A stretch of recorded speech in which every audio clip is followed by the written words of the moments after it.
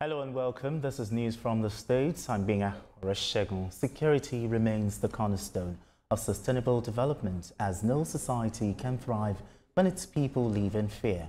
Governor Usman Ododo stated this during a meeting with traditional rulers in Kaba Bunu local government area, where he urged them to strengthen their roles in sustaining peace with Indian domains. Michael Ilya has details. Governor Usman Ododo arrived in Kaba on a working visit. A tour focused on inspecting projects across critical sectors, including health, education, and erosion control, among others. Primary Healthcare Center. The visit also provided an opportunity for direct engagement with stakeholders in the area, beginning with a courtesy visit to the palace of the Obaro of Kaba. At the palace, traditional rulers drawn from across Kogi West gathered to exchange progressive ideas and reaffirm their support for government efforts, particularly in sustaining security operations against banditry and other forms of criminal activities in the region. That the road from Kaba to Ilorin is a disaster. Even if there's any problem in, let's say, Moba, before the policemen from Kaba can move there, those criminals will have bolted away. So we know it's a federal road, but Your Excellency, sir, we want you to do something about it. Speaking during the meeting, Governor Ododo appealed to traditional rulers across the state to continue supporting government initiatives aimed at addressing insecurity. No government can succeed without the cooperation of its traditional institutions. You are the bridge between the government and the grassroots, and your role in maintaining peace and security cannot be overstated. We are committed to working hand in hand with you to address these issues decisively. The governor emphasized the need for intelligence sharing and community vigilance, assuring that his administration remains committed to a people-centered approach to governance. We are strengthening our local security architecture under the Kogi State Vigilante Service, and we encourage traditional rulers to continue supporting and guiding these structures to ensure that they operate within the law and the best interests of our people.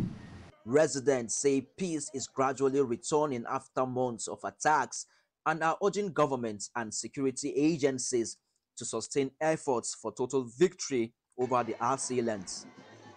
Michael Ila, TVC News, Kaba.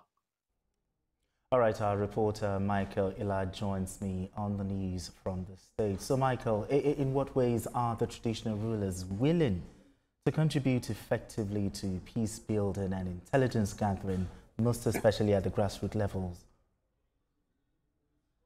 Hello, Reshegun. Traditional rulers have been described as the custodians of peace and security and development generally in their domains. So what that meeting basically did was to reaffirm the commitment towards enforcing government policies. If the government says stop selling fuel in jerry cans at filling stations, and enforcing bans and enforcing other policies, security policies that are meant to ensure the total security in the area. The traditional rulers basically said they are committed to enforcing those policies and also speaking to their residents, to the residents in their domains, considering that some of the activities of these criminal elements cannot come to fruition without internal saboteurs. So what they are saying is that they will continue speaking to their people to stop acting, to some of their people to stop acting as collaborators to these criminal elements. All right, looking at this, let's also move further. What specific measures has the Kogi State government implemented so far to enhance security in the rural communities? So, of course, Kogi State is bordered by about 10 states and the FCT itself.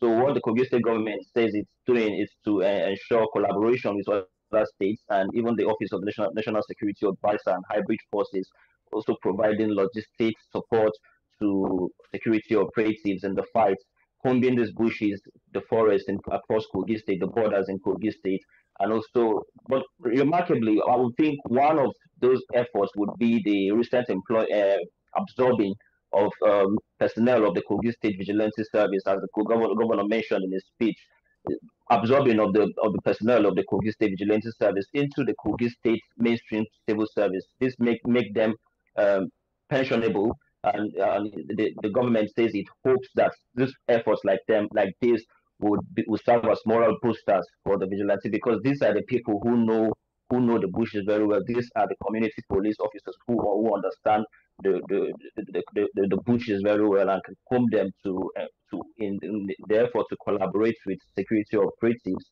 to ensure that security returns to Kogi West particularly. All right, Michael, let's talk about synergy now, because I want to know, are there existing mechanisms in place to ensure synergy from what you've seen on ground, between security agencies and the traditional authorities? Of course, it's a continued process. The mechanisms will not stop, considering that insecurity will always fight back. But what the government says it's doing, and I spoke with the state security advisor, and then aside the area of collaboration, there are also efforts to improve the road access. As the Obaro spoke about earlier in his speech, is that the roads linking the federal and state roads, most of them are in bad conditions. So what the resolution would be to fix those road infrastructure development across, aside building security posts, and then employing the members of the vigilante service into Kogi State mainstream service. Fixing these roads will go a long way, considering that most of these bar spots serve as flashpoints for bandits, kidnappers, and other criminals to carry out their mayhem on residents. So fixing the roads, constructing more security posts, and of course, providing logistics and support to members of the vigilante service and other military, police, and other security operatives would serve as long-standing mechanisms to curtail the excesses of these criminal activities in Kogi West. All right, thank you so much, Michael. Thank you. And in Ondo State,